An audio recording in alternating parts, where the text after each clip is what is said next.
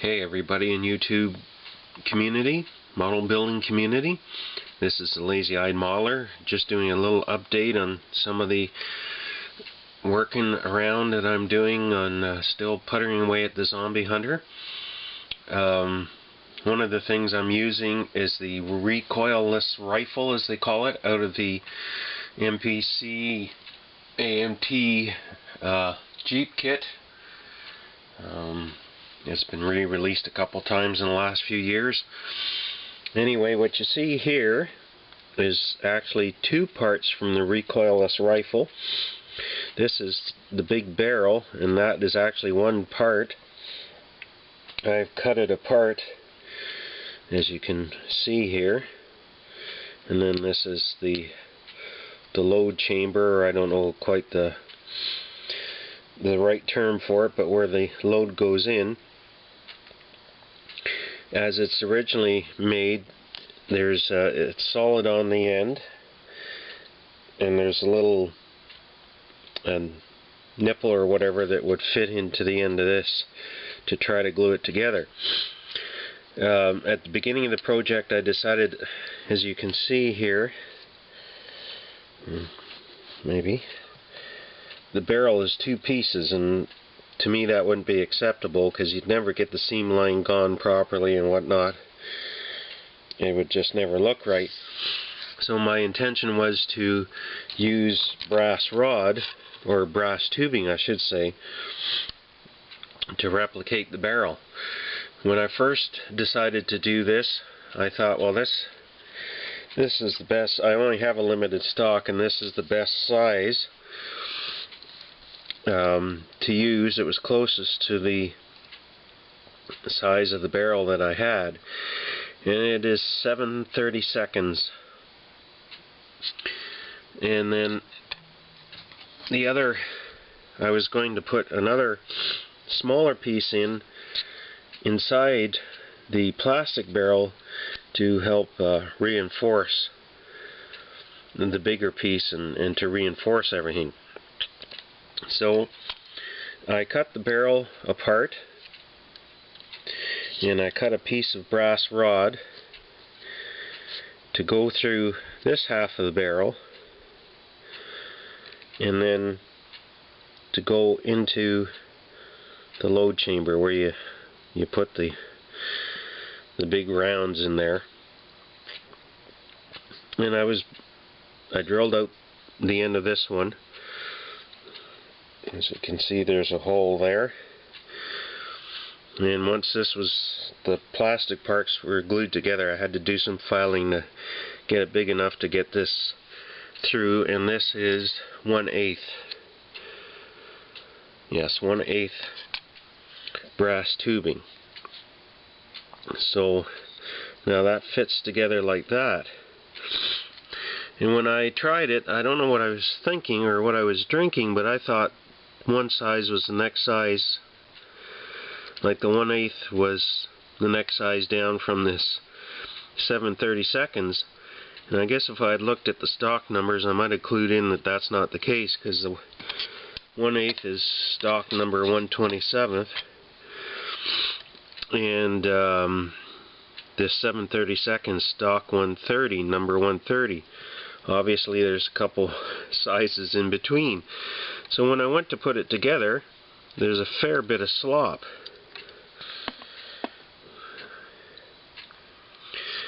And so that was, to me, that was going to make it really hard to get things bonded together.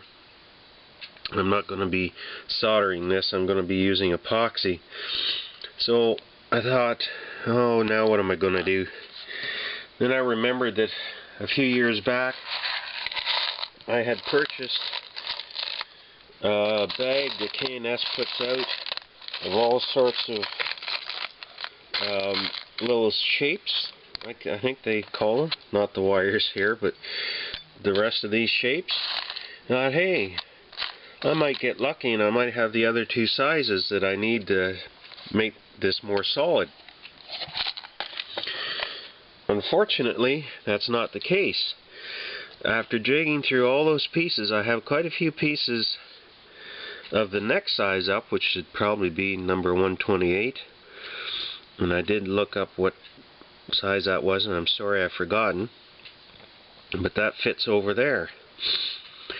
Well, that will help make my gun barrel, and I should have cut this off before I did the video. That would help make it a little more solid, but there's still a fair amount of play for trying to bond this. And I went through these parts here, and you think I could find one little piece of the next size between these two? No such luck. So I was getting kind of frustrated until I saw I had some square tubing in those parts. And so I got thinking, well, what if I use a square piece? Oh yeah. What if I use a square piece and round off the edges? And it turns out, this is probably going to slide straight through. Yeah, anyway, there we go. There we go. I mean, obviously this is not going to be a huge big gun. I have to cut it off to match the size of that. So about where this label is. So about there. And that'll make my gun the size of what it was originally, and it'll be nice and firmly together, and I can bond it properly. And in the end, a lot of it's going to be hidden, but I know, so I guess that's the most important thing. So I am still fiddling away with the Zombie Hunter. Like I say, I don't know if I'll ever make the deadline, but it's a project, and when it's done, and maybe it'll show up somewhere else. If nothing else, it'll be here on YouTube and some of the other forums. So that's some of what I've been doing model-wise. Now I'm just going to raise the camera here a little bit because I want to discuss something else.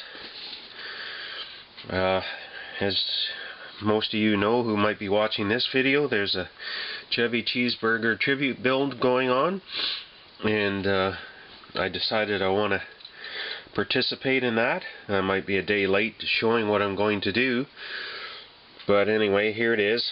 I'm more of a Ford guy, but there are a number of Chevys in the collection here, and I've been gathering some of these of what I'm about to show you because of Dr. Cranky's enthusiasm for them.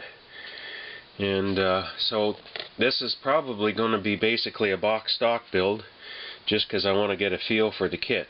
Anyway, here's my entry. It's the it's the 1950 Chevy Street Machine. I want to get a feel for how the kit builds up, and it's a Chevy, so it seems appropriate. I don't know if I'll use those wheels and tires. I really don't like those wheels, but otherwise it'll probably be pretty close to a box stock build. So we're going to get started on that. This one, most of the ones I've picked up of this kit, as you know, it's been out for a long was out a while ago, and they're getting scarce. So this one is one I picked up at a flea market, but I think it's all there. You can see it's all still in the plastic bags, so we are starting pretty much from scratch with that, even though the box was not factory sealed. Anyway, that's it for my update for now. Hope everybody's well, and keep on whacking that plastic and making eye candy. Till next time, take care. Bye now.